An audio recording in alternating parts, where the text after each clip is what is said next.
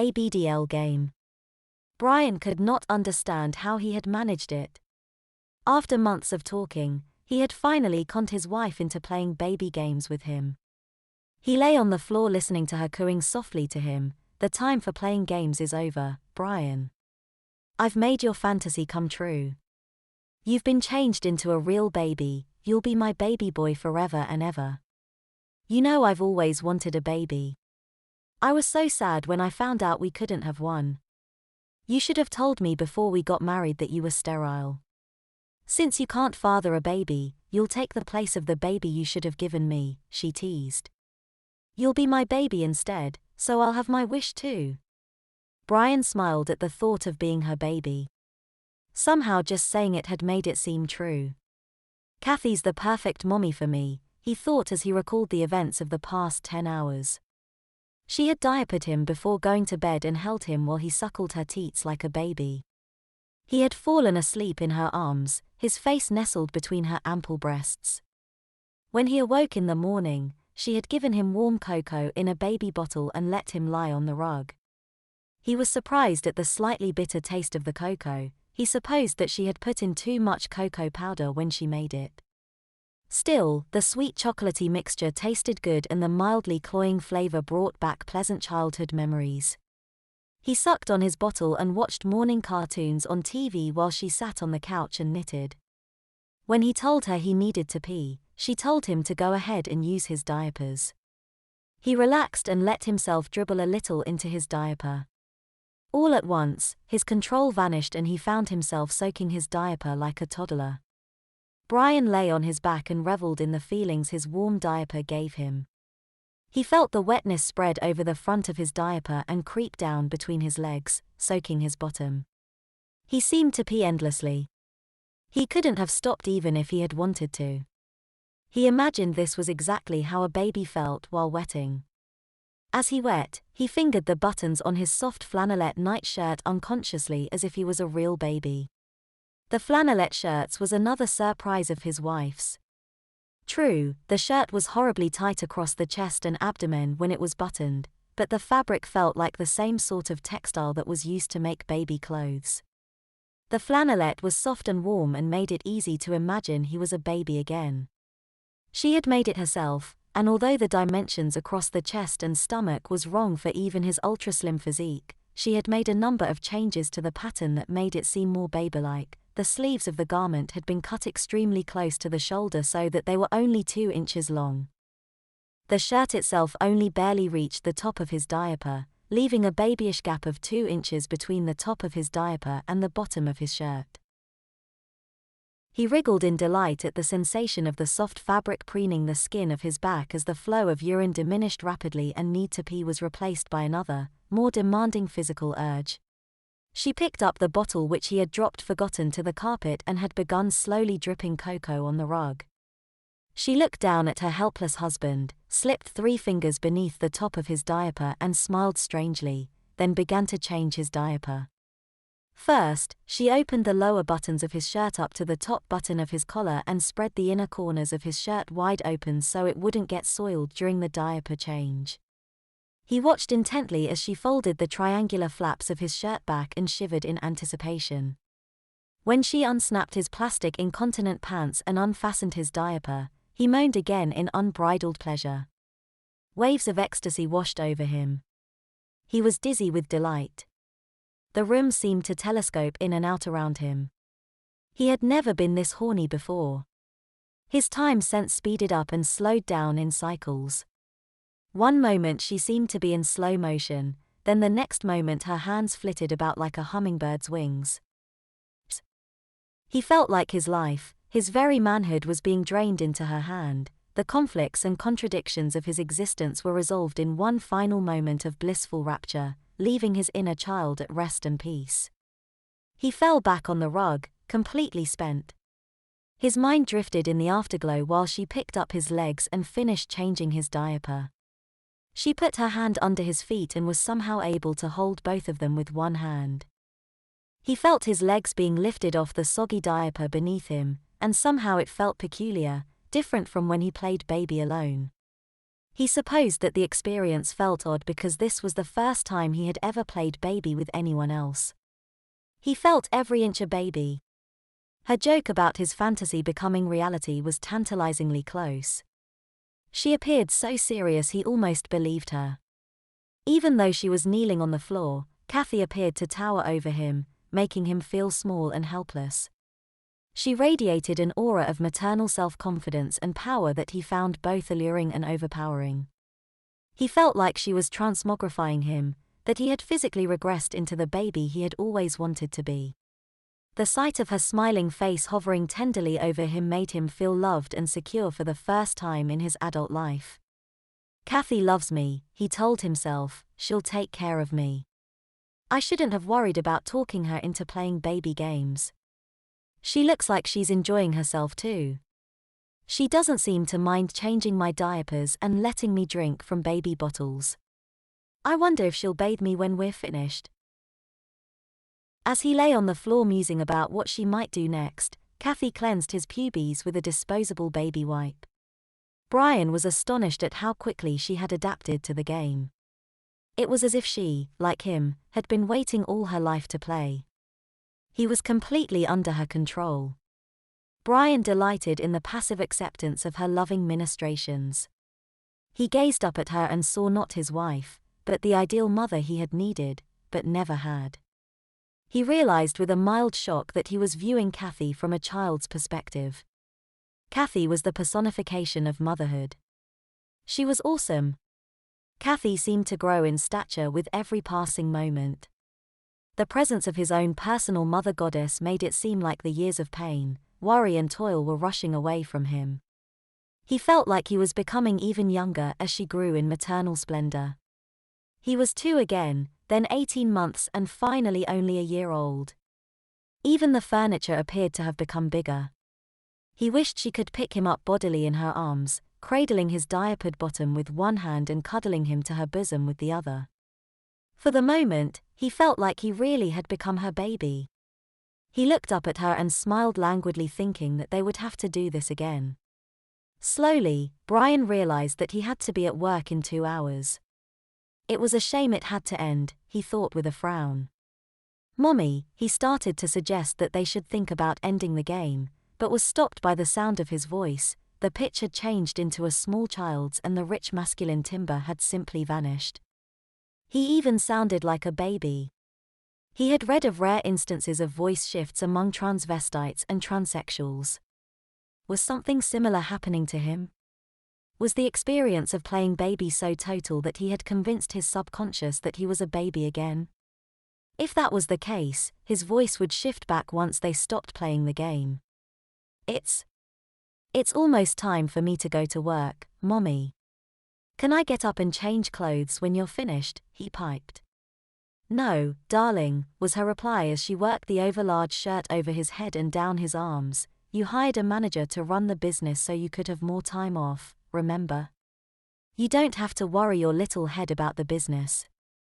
She'll take care of everything for you. You'll never have to work again, sweetie, she added happily as she slipped the folded diaper under his bottom and pulled it up between his legs. Yes, Mommy. I'll stay here and be your baby, he said agreeably. She doesn't want to stop either, he thought. It only takes me 15 minutes to get dressed and it takes another 15 minutes to drive to work. We can play another hour and a half before we have to stop. Besides, she's right. I'm the boss. I can be as late as I want. Marge can take care everything for me until I get there. I'm paying her to be the manager, aren't I? He lay back and luxuriated in the experience of being diapered by his wife and pondered, I wonder where she bought these diapers. I've never seen anything like them. These aren't anything like the diaper I was wearing before. They have the same look and feel as flannelette diapers made for babies. Brian felt his legs pushed apart by the diaper's thick, soft folds. These cloth diapers aren't as thin as the ones I've been using, he thought as she pinned one side of his diaper. They're so bulky they make me bow-legged. If I try to walk, I'll waddle like a 1-year-old and fall. I'll have to crawl to the bathroom to change, he sulked. He reached over and picked up his glasses lying on the floor next to him. He had taken them off when he lay down on the floor to let her change his diapers. Holding them with both hands, Brian spread the arms off the glasses and put them on. The glasses promptly slid sideways off his nose and to one side of his face. Brian attempted to straighten them on his nose, only to have them fall on the other side of his face. He couldn't understand it, the glasses had become too big to fit his face. They were enormous. His wife smiled tolerantly at his feeble struggle to put on his glasses. He looked so adorable playing with them. She gently removed them from his face and put them on the floor behind her, saying, "You don't need these now, Brian. Babies don't wear glasses. Mommy will put these away for you until you grow up." The experience with his glasses had frightened Brian badly. Something was very wrong. He wanted the game to stop now. "I've changed my mind, Kathy. I don't want to play this game anymore. I want to go to work," he simpered. She smiled maternally and said, "It's much too late to change your mind, darling," then finished putting the last pin in his diaper. "You're a baby now and that's all there is to it. Don't worry, darling, it won't be so bad. We have plenty of money, you don't really need to work. You're just in a rut. Mommy has the cure for that. She'll keep you so busy with baby experiences you won't be able to get bored. Mommy will take you visiting and let you meet all of her friends' babies. You'll make lots of new friends your age. Mommy will buy lots of baby toys to keep you occupied. You'll see. You'll forget all about working. In a month or so you probably won't remember you ever had a job. Since this is your first day as Mommy's baby, Mommy has something special planned for you. This afternoon, I've invited some of my friends to bring their babies here for you to play with. I want all my friends to see what a darling baby I have. Mommy will dress you in a diaper and baby blue panties and nothing else so Mommy's friends can see your cute little body. You'll look so adorable crawling around the floor in your diapers with the other babies. You can watch the other babies and learn to crawl and suck your thumb just like all of Mommy's friends' babies. Mommy wouldn't want you to feel out of place when she takes you visiting. We'll put you in a playpen with the other tots where you can act as babyish as you want. Won't it be fun to stand at the side of the playpen and pee your diaper in front of everyone? Mommy will pretend she's busy and ask one of her friends to change your diaper. You've always been so proud of your masculine endowments. Now everyone will be able to see just what you've got. If you're good, Mommy will let you stay out of the playpen to visit with her friends. They'll bounce you on their knees and tickle you and make a big fuss over you. Isn't that what you've always wanted? Maybe one of Mommy's friends who is nursing will give you a little titty. You'd like that.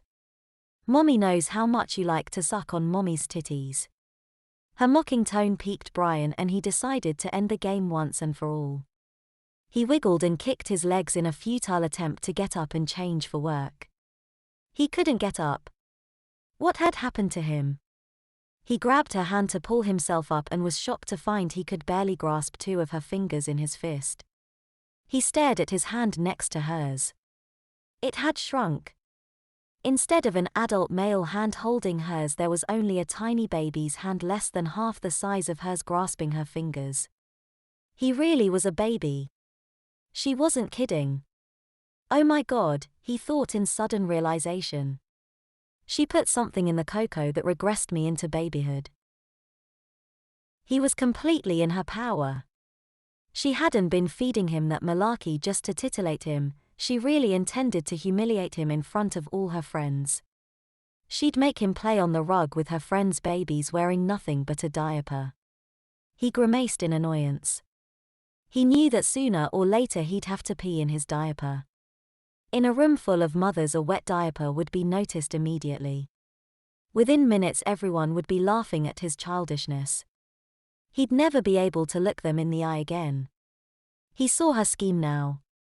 She planned to break his spirit so she would have a weak, pliant baby to mother. He looked up into her face in desperation and saw the triumphant grin on her face. Kathy removed her fingers from his grasp and watched him kick his legs petulantly in the air. He looks so winsome when he's worried. The girls will think he's enchanting, she thought. It was obvious from his expression that Brian understood the full implications of what she had planned for him this afternoon. Good. The sooner he accepts his new role the better, Kathy thought. Once he appreciates the fact that he really is a baby again, he'll be much easier to take care of. Until then, I'll have to watch him carefully to make sure he doesn't try to run away. Kathy giggled at the thought of him crawling furiously down the street trying to escape her care. He wouldn't have a chance. Any woman who saw him would stop and retrieve him for her. He'd discover that he now inhabited a world populated by adult women and their helpless babies. Kathy wondered how long it would be until she had to paddle him. Not long, she suspected. He'd soon learn that she was the mommy and he'd do as she said. Kathy smiled in anticipation. She was enjoying her role as his firm but loving mommy. Please, Kathy, he wailed pitifully, don't show me to your friends. I don't want to play the baby game anymore. She took on a serious expression and she said, being a baby is not a game, sweetheart, as you're about to find out. You'll sit in your playpen quietly while mommy talks to her friends. You'll discover how frustrating it is to be a bystander while someone else makes decisions for you. I can picture you now, sitting in your diaper, slobber dripping off your chin, while my friends and I discuss which daycare center I should enroll you in. He shuddered at the thought of being enrolled in a daycare. No, Kathy. I don't want to go to a daycare, he sniveled. Poor baby, she told him mockingly, doesn't mommy's little baby want to go and play with all the other babies in the daycare center? Mommy will pack your diaper bag with lots of clean diapers and panties. She'll even put in some baby food and formula for your lunch. You'll be able to play all day without having to worry about nasty old work. You'll even get to take a nap after lunch. Just think, a daycare is a place run by women whose only job is to pamper you. There'll always be someone there to take care of you when you need something. I don't need anyone to take care of me, he whined. Of course you do, honey. You're an infant. You have to be nurtured and cared for like any other infant. Babies are completely dependent on their mommies for everything, just as you are now. You needn't be embarrassed about having to wear diapers in front of strangers. You'll see that women don't think of babies as rational humans, they're only small, helpless creatures who have to be looked after. And babies need to be taken care of, they can't take care of themselves. They have to be fed, dressed, bathed and have their diapers changed and their dirty bottoms cleaned. Besides, you don't have any say in the matter. Babies aren't allowed to make choices, their mommies make all the decisions for them, all the way down to the food they eat and the clothes they wear. Every woman knows that her baby is just an adorable little living doll to dress up and show off to other mommies. That's why their mommies find the cutest, most adorable clothes for them, no matter how silly and foolish it makes them look. No one cares about a baby's opinion. It won't be long before you think that peeing and pooping in your diaper is the height of your day. You'll love messing in your diapers. No one will be surprised to see you standing in your playpen and giggling while you take a dump in your diaper. Of course, as a baby, you'll have no privacy, personal or otherwise. If someone thinks you've peed in your diaper, then they'll stick their fingers down your diaper to check. If your diaper is wet or dirty, then off it comes in front of everyone. Everyone knows that babies have no sense of modesty. That's why their mommies let them toddle naked around the house in front of everyone. There's nothing quite as enchanting to a woman as watching a baby's adorable little tush as he totters away from her. If it's a naked little boy, so much the better. A baby boy's wee-wee isn't vulgar, it's only sweet. I know my friends will think your little wee-wee is adorable. She shook her head ruefully and said, no honey, you won't be playing the baby game anymore. You've become an actual baby. You're going to be mommy's precious little baby for the rest of your life. She tickled his tummy, making him wriggle convulsively. The thought of spending the rest of his life as a helpless, dependent infant made him shiver in terror. Please Kathy, Don't make me stay a baby. I'm a man. Please don't diaper me, he began to sob. He watched in horror as she put her hands through the leg holes of a pair of soft white plastic baby panties and slipped them over his feet, sliding them down his legs and over his knees. He kicked his legs in impotent frustration and whimpered through his sobs, "I'm not a baby. Take them off. Please, Kathy, I'll be good. I'll never ask to play baby again." Ignoring his protests, she smiled a motherly smile and gently shook her head no while pulling the panties over his diaper. She tucked the edge of the panties over the top of his diaper. "There you go, darling. These will keep your diaper from leaking. We wouldn't want you to pee all over your nice new shirt, would we?" she said, patting the front of the bulging panty-covered diaper. "Please, Kathy, change me back, I don't want to be a baby," he bawled. He continued to cry as she drew the bottom of his diaper shirt up between his legs, fastened it at his waist and picked him up. His wife held him to her with one hand under his bottom supporting him and the other around his back. She looked at him sadly and said, "I'm sorry, honeybunch. Only time can make you a man again. That is, if I don't decide to regress you into a baby again in a few years." His weeping became an uncontrollable wail as he realized she would never let him grow up. She intended to keep him as her baby forever. This wasn't his fantasy of being cared for by a loving mommy. Somehow what had started as a pleasant daydream had been turned into a horrible, twisted nightmare. He sobbed hysterically as she paced the room and made sympathetic noises while patting his back and comforting him. When he quieted, she took him into his den next to the master bedroom. Brian was shocked to see she had redecorated it as a baby's room, complete with dressing table and crib. Everything that had made it his den, his final place of refuge against the outside world, had been stripped away.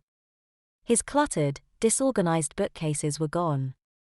The old, dark, masculine decor had been transformed into a light, airy, nursery atmosphere. The walls had been repainted a light blue-white and a border of cute baby bunnies scampered around the room at chest height. In place of his crammed filing cabinets, he saw a changing table fully stocked with baby powder, wipes, and stacks of clean diapers.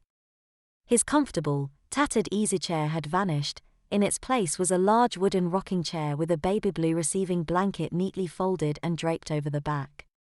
The dingy reading lamp in the corner by the chair had been replaced with a brand new folding playpen propped neatly against the wall. Even the musty smell of stale pipe tobacco and slowly decaying books had been commuted into the fresh scent of baby powder and clean diapers. She sat down in the rocking chair with him on her lap and propped him against her arm. She took a baby bottle from her rear pocket and pushed the nipple into his mouth. Brian struggled against her briefly, then became limp in utter defeat. "Come on, honey," she said, "drink your formula for mommy. Be a good baby and suck on your BABA." He suckled slowly, hoping that she would tire of this game and let him be a man again. As the formula trickled down his throat, Brian realized how hungry he was. He was surprised at how good it tasted. He had always thought baby formula would have a disgusting flavor. It made his stomach feel so warm and, well, comfortable. The feel of the nipple in his mouth was strangely consoling. He began to suck on the nipple eagerly and was amazed at how quickly he finished the bottle. She took the empty bottle from his hands, burped him, then put him into his crib and tucked him in. Within minutes, the combination of emotional exhaustion and the warm formula had put Brian in a deep slumber.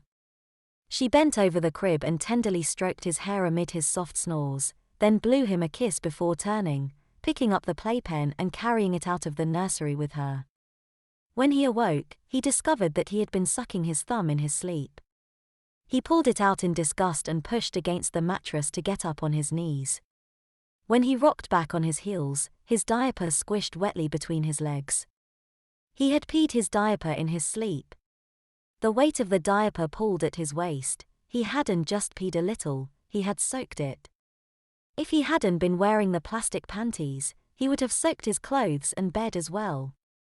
He cried softly for a while in frustration, then decided to ask his wife to change him. It was humiliating, but he didn't know what else to do. He called out to her for help and was surprised to find that instead of a loud shout he could only make small gurgling baby noises. He was losing the ability to speak. Brian screamed in infantile fury, screaming his rage at what his wife had done to him. Kathy had no right to do this to me, he thought, it was only a game. I didn't mean it. How could she do this to me? I'm her husband, not her baby. She entered the room and beamed down at him.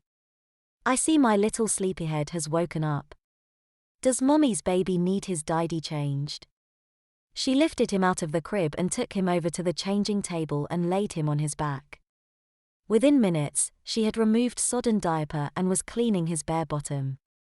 I've been going through your old things this morning, Brian. Since they won't fit you now that you're a baby, I'm going to give away all your old clothes to the Salvation Army. He noticed she was looking at him intently, her eyes seeming to bore into his head, searching for confirmation of something she already knew. By the way, Brian, I found all your DPF stories last week in your filing cabinet. You know what else I found, baby? I found a hypnosis tape to turn you into a bedwetter. She chuckled and said, I guess you won't need that now. I also found a suitcase full of baby clothes, plastic pants, and diapers in adult sizes. I'm going to send everything back to DPF. Except for the adult diapers, she smiled broadly, they'll make good lap pads. Brian's head spun in panic. She had found his books and adult baby clothes. He'd never convince her that it was just a game he had recently invented. She had known about everything before he had talked her into playing with him. He wanted to escape, to find somewhere to hide from her thoughtful gaze. She knew everything he had been doing in secret all these years. He moaned in shame. There had to be somewhere he could go, someplace where no one knew about his desires. Someplace safe where nothing would hurt him. His head reeled and he closed his eyes hoping it was all a bad dream. Maybe if he explained to her about his love of diapers, that what she had found was just a harmless hang-up. He decided that if he spoke slowly and enunciated clearly, he should still be able to talk, but when he tried all that came out was, do, gara. Do bag. She snickered and said, Bree has already forgotten how to talk, hasn't he? Hush baby and be still while mommy finishes changing your diaper. He squeezed his eyes shut as all the petty humiliations of his babyhood returned to him. He was drowning in his memories. There had to be some escape. He felt nauseated and dull, unable to think. The thick-wittedness was gradually replaced by a tranquil serenity which spread like a soft, woolly baby blanket, snuggling his mind with a feeling of warmth and security. He tried to fight it, but he lacked the mental strength to resist. He closed his eyes and relaxed on the changing table in submission. A rivet of baby slobber dribbled from the side of his mouth as he relinquished his awareness to this new feeling. There you go baby, she said as she pulled a clean set of panties over his diaper. She picked him up from the changing table and stood him in the crib. Mommy will be back in a few minutes, honey. She's going to make you a nice breakfast of baby cereal and formula. Why don't you play in your crib with your stuffed animals until Mommy gets back? Brian looked around the crib in confusion. The sides were lined with fuzzy plush toys just begging to be hugged. He picked up a stuffed rabbit and rubbed its velveteen fabric against his face absently. He smiled in unconscious enjoyment and softly cooed. A wave of dizziness struck him and he clutched the crib rail to keep from falling. Brian frowned in thought. There was something he had wanted, someplace he had wanted to go. He couldn't remember. He drooled and tried to snatch at a sunbeam that sparkled in front of his face. It was too difficult to try and concentrate on anything for too long. Everything looked so new and wonderful. He felt a strange urgency behind him. He bent his knees and allowed the pressure that had been building within him to release. Brian grinned childishly as the soft baby poop oozed from his behind and began to fill his diaper. Kathy returned and upon seeing the expression on his face asked, Bree honey, what are you doing? Brian gazed at her quizzically and said, Kara. Kathy smiled gently and asked, is Bree trying to say mommy's name? Babies aren't supposed to call their mommies by name. I'm your mommy now. Try and say mama for mommy. Brian pursed his lips with a look of intense concentration, then raised his arms and gushed, "Ca, ca, ca, ca," grinning gleefully in success. Kathy looked surprised, then mouthed a silent "oh" of sudden understanding. She laughed and said, "That's mommy's good baby," then bent over to kiss his forehead. She took him out of his crib and settled him on her hip with one leg in front and the other behind her. "Mommy will change your diaper after you've eaten, sweetie pie. Right now, it's time to feed Bree his first breakfast as mommy's baby," she said as she carried him to the kitchen. Bree bubbled his joy as he saw the brightly colored high chair waiting to receive him into his new life.